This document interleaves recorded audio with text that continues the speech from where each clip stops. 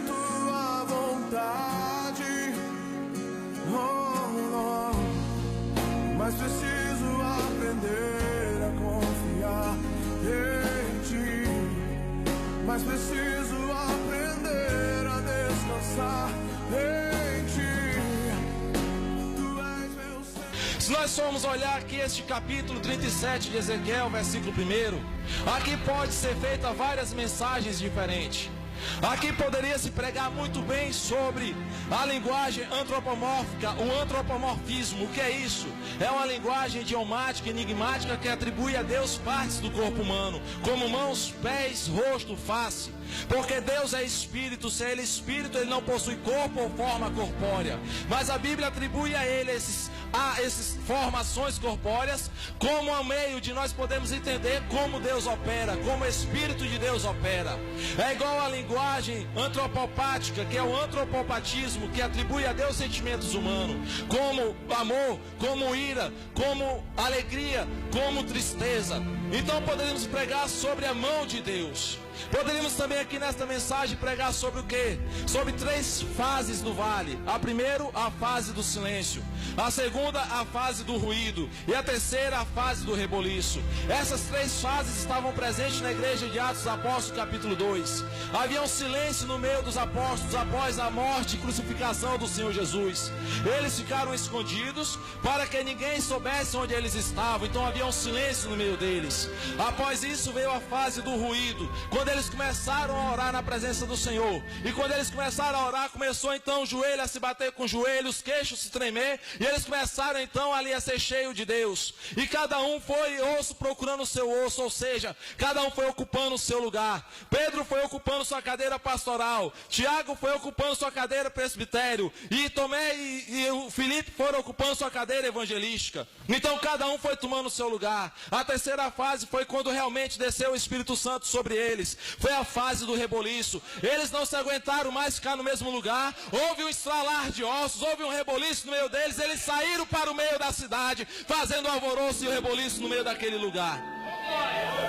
Então nós também aqui poderíamos pregar uma outra mensagem sobre paracletologia, pneumatologia, a doutrina do Espírito Santo, a pessoa do Espírito Santo no Antigo Testamento, suas manifestações, suas aparições no Antigo Testamento.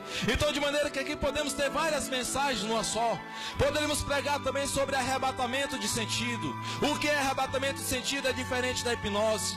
A hipnose é uma ilusão imposta ao cérebro por técnica de sugestão humana, no qual altera o estado natural do hemisfério esquerdo do cérebro, provocando ilusões e falsas sensações no homem. E o arrebatamento de sentido que é um estado espiritual no qual o homem está sobrenaturalmente ou divinamente induzido pelo próprio Espírito de Deus, onde a consciência fica ou temporariamente, parcialmente ou completamente suspensa numa atmosfera sobrenatural do Espírito do Senhor.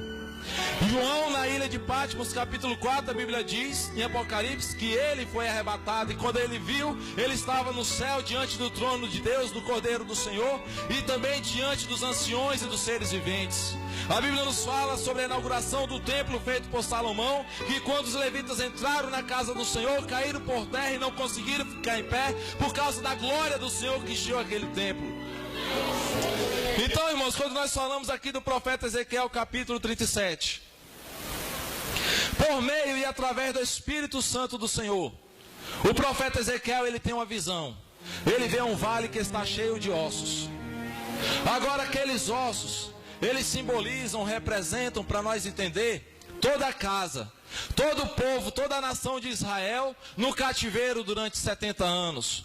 Porque durante aqueles 70 anos de cativeiro, o Espírito do Senhor, que é o Espírito de vida, que nos move, que nos alegra, que nos faz louvar, pular, saltar, marchar na presença do Senhor, falar em línguas estranhas e adorar o Senhor, saiu do meio do povo de Israel. E o povo então passou a viver e a experimentar no Espírito a morte espiritual. Como os ossos simbolizam toda a casa de Israel, todo o povo de Israel como mortos espirituais, nos dá a entender, deixa subentendido que antes havia vida no meio do povo de Israel. Eles não começaram como mortos espirituais. Eles haviam vida neles, havia espírito neles. Então o texto nos deixa subentendido que antes havia vida no meio do povo de Israel, que antes o Espírito de Deus habitava no meio do povo de Israel. E como nós vemos isso? Se nós formos estudar a história dos reinos, a história do período dos reis que reinaram e governaram Israel, nós iremos ver que a nação experimentou grandes períodos de avivamento, reavivamento, restauração e renovação, sob o governo, período de 5 reis. Primeiro, o rei Asa. O rei Asa foi um rei que Deus levantou, e quando Deus levantou este rei Asa, ele removeu todos os ídolos, todas as imagens de escultura de dentro dos templos pagãos, de cima dos altares e de cima dos outeiros. E ele eliminou a prostituição relacionada ao culto idólatra. O que era a prostituição relacionada ao culto idólatra?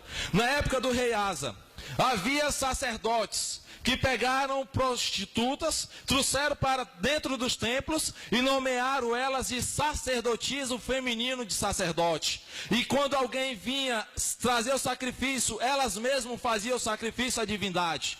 E após isso, elas encerravam aquele culto pagão com a sexolatria, ou com a prática do sexo. Então o rei Asa, ele imediatamente mandou o quê? Retirar os ídolos, as imagens da escultura do meio da nação. Mas ele deixou os altares no mesmo lugar, os outeiros no mesmo lugar. Mas ele eliminou a prostituição relacionada ao culto idólatra. Ou seja, ele mandou matar as prostitutas, tirar as prostitutas daquele lugar. Depois Deus levanta o segundo rei, chamado Josafá.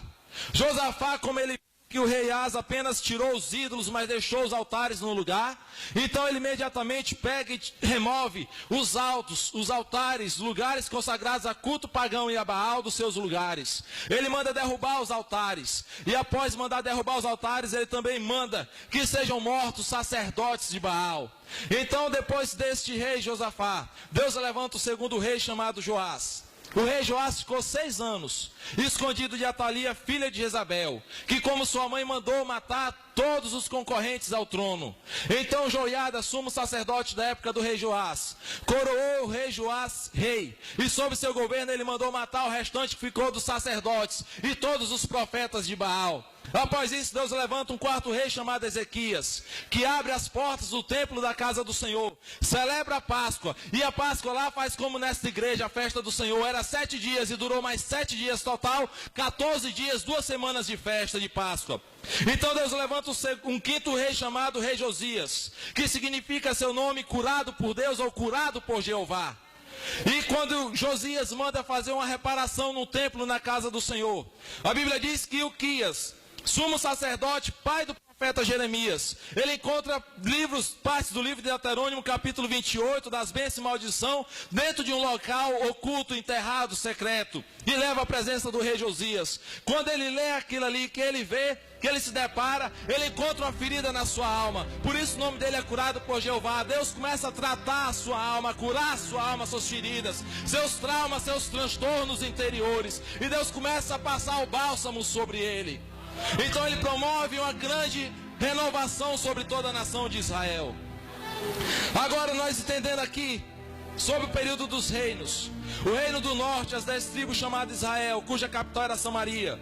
Os reinos do sul, cuja capital era Judá, ou Jerusalém. Se nós formos estudar, nós iremos ver que sempre estiveram envolvidos em idolatria e apostasia.